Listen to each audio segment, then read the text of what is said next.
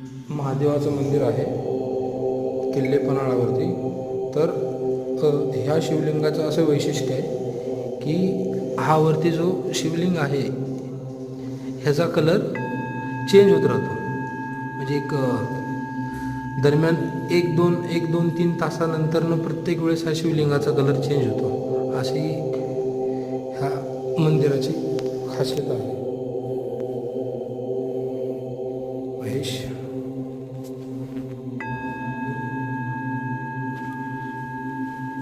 घंटीचा आवाज तर बघा.